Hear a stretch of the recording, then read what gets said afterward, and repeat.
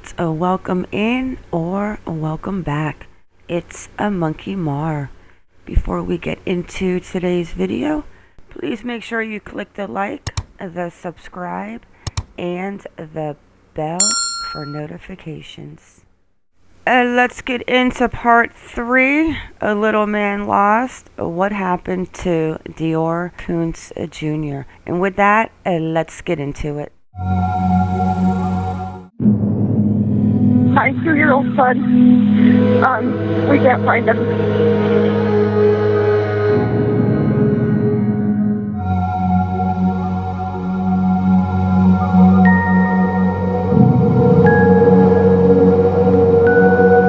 Some people are always going to be pointing a finger at each other in this. This is how it's going to be. And it won't matter what I say, it's just how it is. We went to Idaho Falls to find Isaac. He lives here. In fact, everyone at that family campsite when DeOrr disappeared is from Idaho Falls. Vernal, DeOrr's dad, and Jessica, plus her grandpa Bob. But Isaac Reinwand didn't quite fit in with the rest. He's the only camper who isn't family, and he hadn't met DeOrr's parents until that trip. We found Isaac outside his house.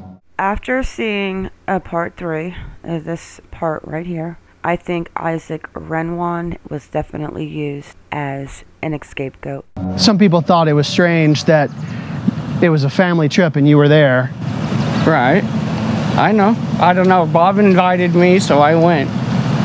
I thought it was kind of strange a little bit to myself, but we'd kind of been planning it for, about a week. Just wanted to get up there and get out of the town. Bob wanted to show me a couple spots where he used to go up when he was a kid. So that's what we did.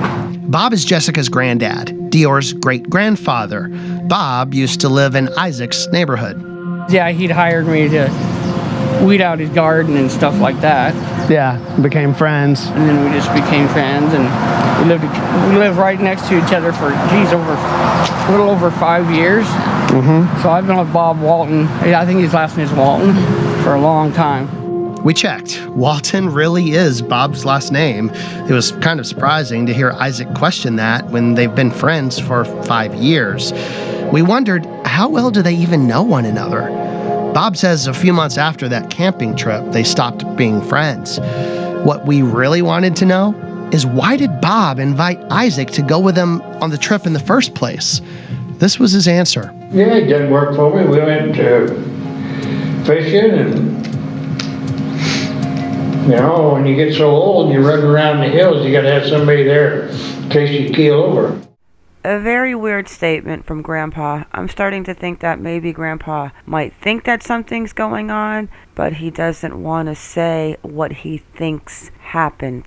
Remember, Jessica says she was on this trip as Bob's caretaker. DeOrr's father, Vernal, and Isaac were the others at the campsite when the 2-year-old disappeared. The family all called out Isaac in these recordings. That got the private investigator asking questions. From day one, Jessica and Vernal kept trying to steer us as investigators to Isaac.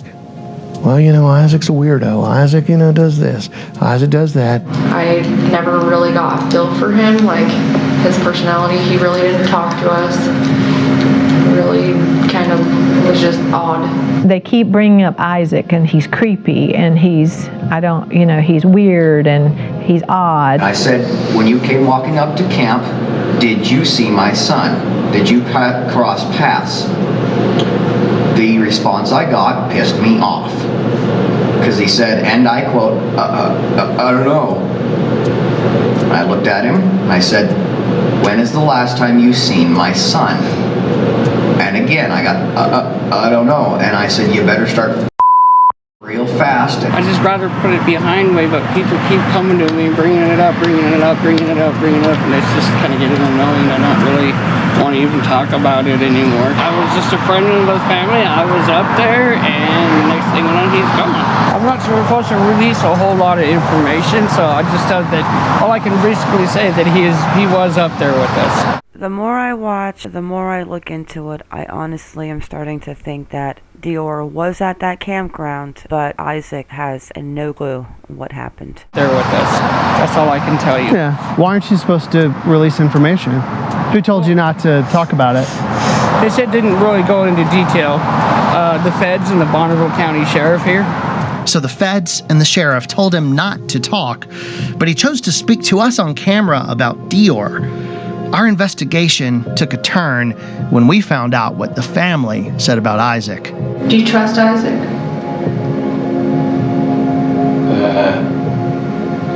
But for what? I mean, Would you trust him to spend the night in your house?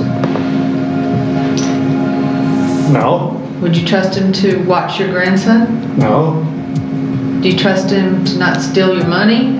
no. Why are you friends with him?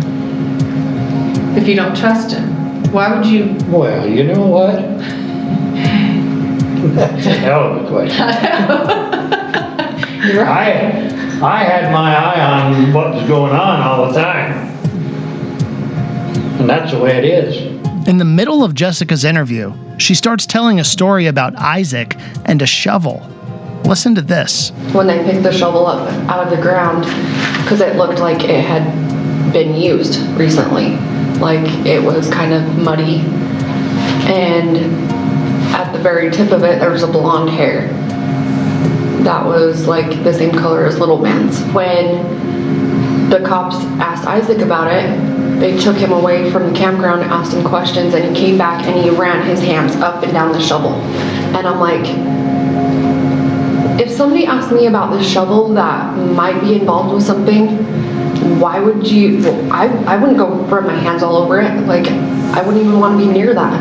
And the hair, when the guy picked up the shovel, I went to go grab it, and the wind blew and blew it right off the shovel.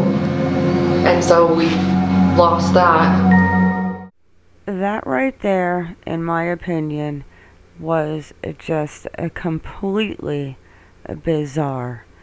I mean, I'm still trying to wrap my head around it. She does not sit well with me. So, a lost piece of hair? Is that really the only trace of DeOrr found at the campsite? Now, there's no way to know. DeOrr's been missing for more than 2 years, and since day one, the 2-year-old's mom and dad considered Isaac a suspect. The private investigators hired by the family aren't so sure about that. 4 times he's been interviewed by us. Isaac's story has never changed. I think the only people that know what happened on that mountain, in my mind, is Grandpa, Vernal, and Jessica. I really don't think Isaac knows. So the private investigators seem to think Isaac doesn't know what happened. But then comes a new lead in our investigation. Jessica reveals a mystery man who may be to blame. Could DeOrr have been abducted after all? I would look over and he would be staring at little man. And that will do it for episode 3. And we've got 3 episodes left. So I'm definitely curious what you are thinking about what happened to little DeOrr Kunz Jr. after watching part 3. You know that I just love hearing from you guys. Alright guys, drop them comments, drop them opinions. And with that, it is a wrap. I want to thank you all for coming in. Thank you for watching. Please like or dislike whichever you prefer, and subscribe. Everyone have a good day or a good night wherever you are in the world, and stay vigilant.